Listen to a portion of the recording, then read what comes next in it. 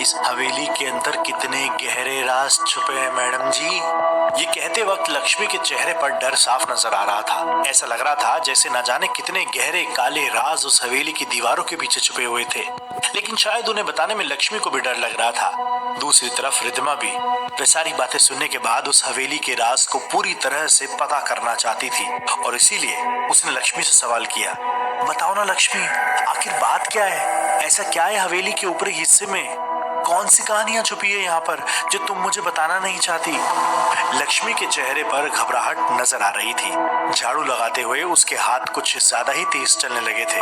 ऐसा लग रहा था जैसे वह रिद्धिमा को अवॉइड करने की कोशिश कर रही थी, लेकिन रिद्धिमा लक्ष्मी से बार बार पूछ रही थी। लक्ष्मी ने पलटकर रिद्धिमा की तरफ देखा और बस उसे इतना कहा, ये सब बात आप ना ही पूछें तो ही अच्छा होगा।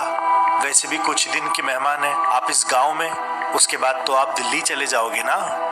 रिद्धिमा ने परेशान होते हुए जवाब दिया, हाँ लेकिन जाने से पहले मैं सब कुछ ठीक करना चाहती हूँ लक्ष्मी, तुम समझती क्यों नहीं हो? लक्ष्मी ने लगभग चिल्लाते हुए रिद्धिमा से कहा, आप कुछ ठीक नहीं कर सकती। अगर कुछ ठीक कर सकती हैं तो सिर्फ वह पंडित जिसने तांत्रिक के साथ मिलकर इस गांव की जमीन पर इन काली शक्तियों को जगा दिया है। रिद्धिमा ने फिर से पूछा, कौन है वो पंडित और तुम लोग मुझे उसका नाम क्यों नहीं बताते? लक्ष्मी ने गुस्से के साथ जवाब दिया, अरे किसी को नाम पता होगा तो बताएगा ना मैडम, इस गांव में उसका कोई नाम नहीं जानता। वह बस कुछ दिनों के लिए आया था और एक हंसते खेलते गांव को बर्बाद करके चला गया वो। रिद्धिमा ने फिर से पूछा, लेकिन उसका इस हवेली से क्या लेना देना है? लक्ष्मी ने हंसते हुए जवाब दिया, इसका जवाब मैं आपको नहीं दे सकती हूँ, मजबूर हूँ और आपके आगे हाथ जोड़ती हूँ कि दोबारा मुझसे कोई सवाल ना पूछना। इतना कहकर लक्ष्मी वहां से चली गई। रिद्धिमा चुपचाप वहां पर खड़ी हुई लक्ष्मी को जाते हुए देख रही थी। यह सब करते वक्त रिद्धिमा के दिल में एक डर था। वह जानती थी कि अगर कुणाल को रिद्धिमा के बारे में कुछ भी पता चला, इन दिनों वह जो कुछ भी पता करने की कोशिश कर रही है, तो वो बहुत नाराज होगा। इसीलिए रिद्धिमा चुपचाप अपने कमरे में लौट आई। कुणाल के हॉस्पिटल से आने में अभी काफी वक्त था। शाम के लगभग 5 बजे थे और कुणाल 7 बजे तक हॉस्पिटल से लौटकर आया करता था। रिद्धिमा के खुराफाती दिमाग में फिर से कुछ ना कुछ ख्याल आने लगा। उसे लगा यही सही मौका है जब वे हवेली के ऊपरी वाले हिस्से में जाकर वहां के बारे में सब कुछ पता कर सकती है। रिद्धिमा ने अपने आप से कहा, लेकिन भैरव सिंह जी ने तो कहा था कि हवेली के ऊपरी हिस्से की चाबी उनके पास नहीं है, फिर भला मैं ऊपर तक जाऊंगी कैसे? फिर भी मैं एक बार उस दरवाजे तक जाकर देखती हूँ। रिद्धिमा जल्दी से अपनी जगह से उठी और अपने कमरे का दरवाजा खोलकर हवेली के आंगन में आ गई। उसने चारों तरफ बड़े गौर से देखा। उस वक्त आंगन में कोई भी नहीं था, ना भैरव सिंह जी, ना रुक्मा देवी और ना ही लक्ष्मी। रिद्धिमा चुपचाप दबे पांव ऊपर की तरफ जाने वाली सीढ़ियों के रास्ते के पास पहुंची। वहां पर एक लोहे का दरवाजा था और उसमें एक लोहे का बड़ा सा ताला लगा हुआ था। उसे देखकर लग रहा था जैसे बरसों से किसी ने उस ताले को छुआ तक नहीं है। मकड़ी के जालों ने उस ताले को बुरी तरह से ढक लिया था। डरते हुए रिद्धिमा ने उस ताले को जैसे ही हाथ लगाया, बहुत सारी मिट्टी और मकड़ी के जाले उसके हाथ पर लग गए। रिद्धिमा ने दुपट्टे से अपने हाथ को साफ किया और उस ताले को उलट पुलट कर देखने की कोशिश करने लगी। रिद्धिमा ने दरवाजे के चारों तरफ बड़े बड़े से गलियारों में अपनी नजरें दौड़ा दौड़ा कर चारों तरफ देखा। शायद वहां कुछ ऐसा नजर आ जाता जिससे रिद्धिमा उस ताले को खोल पाती, लेकिन वहां ऐसा कुछ भी नहीं था। और ताले की चाबी की तलाश में रिद्धिमा की नजर एक ऐसी चीज पर पड़ी जिसे देखने के बाद उसकी आंखें आश्चर्य से फटी की फटी रह गई। एक कोने में खूंटी पर लाल चुनरी लटकी हुई थी। ये वही लाल चुनरी थी जो रिद्धिमा को खेजड़ी के पेड़ पर बंधी हुई मिली थी और जिसे बाद में उसने रुक्मा देवी को दे दिया था। धीरे धीरे कदमों से चलकर रिद्धिमा वहां तक पहुंची और उस चुनरी को अपने हाथ में वापस लेकर दरवाजे तक आई।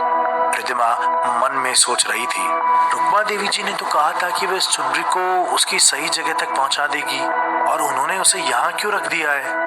आखिर इसका यहाँ पर क्या काम है? कुछ तो है जो ये लोग मुझसे छुपा रहे हैं, लेकिन क्यों? आखिर इन सब बातों का आपस में क्या कनेक्शन है? रिद्धिमा अपने ख्यालों में गुम थी। वह चुनरी उसके हाथों पर थी और अनजाने में ही रिद्धिमा ने उसी हाथ से उस ताले को फिर से छुआ और एक चमत्कार हुआ। ताला अपने आप टूटकर नीचे गिर गया। हल्की सी घबराहट और डर के साथ रिद्धिमा कुछ कदम पीछे हट गई, लेकिन अब वो ताला खुल चुका था जिसे खुलने का रिद्धिमा इंतजार कर रही थी। ऊपर की तरफ जाती हुई सीढ़ियां रिद्धिमा को जैसे अपनी तरफ खींच रही थी, उसे इशारा कर रही थी उसे वहां जाना चाहिए और उस सच का पता करना चाहिए। रिद्धिमा ने अपना पहला कदम बढ़ाया। वे सीढ़ियां एकदम साफ सुथरी थी, जैसे वहां पर कोई रहा करता था। देखकर बिल्कुल भी नहीं लगता था कि बरसों से दरवाजा बंद पड़ा हुआ है। धीमे धीमे चढ़ते हुए रिद्धिमा हवेली के उस हिस्से में पहुंच गई जिसके बारे में भैरव सिंह जी ने कहा था कि वो कई वर्षों से बंद पड़ा है। लेकिन यहाँ तो सब कुछ एकदम साफ सुथरा है, सब कुछ नया। इतने सालों से बंद होने के बाद भी ऐसा कैसे हो सकता है? रिद्धिमा हैरानी से अपनी आंखें फाड़ फाड़ कर चारों तरफ देखी जा रही थी। तभी उसने सामने की तरफ एक कमरे के दरवाजे को देखा और उसे खोला। वह दरवाजा बड़े आराम से खुल गया। अंदर एक कमरा था जिसमें चारों तरफ तस्वीरें लगी हुई थी। ये तस्वीरें किसी लड़की की थी, एक शादीशुदा औरत, और उसकी उम्र लगभग 30 साल होगी। दिखने में बेहद खूबसूरत और गांव के लोगों की तरह ही कपड़े पहने थे। उस लड़की के साथ उन तस्वीरों में 2 छोटी छोटी बच्चियां थी। रिद्धिमा ने मन ही मन कहा, शायद उसकी बेटियां होंगी। तभी रिद्धिमा की नजर दूसरी तस्वीर पर पड़ी जिसमें वह औरत एक आदमी के साथ खड़ी हुई थी, और उस आदमी की उम्र और उस तस्वीर को देखकर साफ पता चल रहा था कि वह उसका पति था। तो इसका मतलब यह लोग इस हवेली के मालिक हैं। लेकिन ये हवेली को छोड़कर क्यों गए होंगे? इतनी खूबसूरत जगह और इतना प्यारा सा घर छोड़कर भला कोई क्यों जा सकता है? रिद्धिमा उस कमरे से निकलकर बाहर आई और उस कमरे से जुड़े हुए गलियारे के रास्ते हवेली के अंदर की तरफ पहुंची। वहां बीच में एक बहुत ही खूबसूरत और काफी लंबा चौड़ा आंगन था, और उस आंगन के बिल्कुल करीब थी खुली और बड़ी रसोई, जिसमें एक तरफ मिट्टी का चूल्हा रखा हुआ था और सूखी लकड़ियां भी। रसोई के ठीक सामने की तरफ एक और बड़ा सा कमरा था। रिद्धिमा जैसे ही उस कमरे में कदम रखने वाली थी, उसने एक बुजुर्ग औरत और आदमी की तस्वीर देखी। शायद उनके माँ बाप या सास ससुर होंगे। रिद्धिमा ने अपने आप से कहा। उन तस्वीरों को और घर की हालत को देखकर रिद्धिमा को यह तो समझ आ गया था कि बरसों पहले शायद हवेली में कोई परिवार रहता था, और उस परिवार में माँ बाप के साथ उनके बेटे बहू भी रहा करते थे। रिद्धिमा ने मन ही मन अंदाजा लगा लिया था, लेकिन आखिर ऐसा क्या हुआ होगा? और अभी ये लोग कहाँ हैं? इनका देविका से क्या लेना देना है?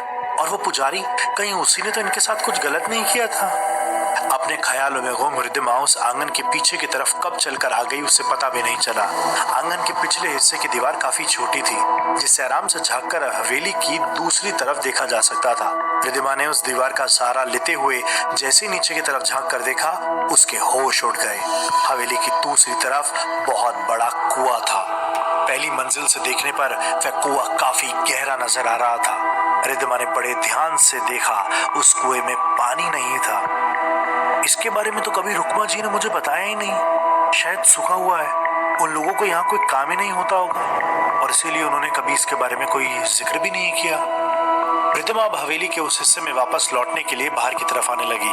हवा के हल्के से झोंके ने रिद्धिमा के बालों को छुआ और किसी ने धीरे से रिद्धिमा के कानों में कहा, बरसों से तुम्हारा इंतजार था। रिद्धिमा चौंक गई। उसने पलटकर इधर उधर देखा। कौन है यहाँ पर? और फिर पायलों की आवाज, ठीक उसी तरह के घुंघरू जो लक्ष्मी के पायलों में बजा करते थे। रिद्धिमा ने घबराते हुए पूछा, लक्ष्मी, तुम हो यहाँ पर? देखो, मुझे डराओ मत। अगर तुम ही हो तो प्लीज सामने आ जाओ। लेकिन फिर गहरा सन्नाटा, कुछ सुनाई नहीं दे रहा था। चारों तरफ खामोशी पसरी पड़ी थी। रिद्धिमा दरवाजे से निकलकर बाहर की तरफ आई और सीढ़ियों के पास पहुंचने ही वाली थी कि फिर से रिद्धिमा के कानों में किसी ने कहा, बहुत देर कर दी तुमने।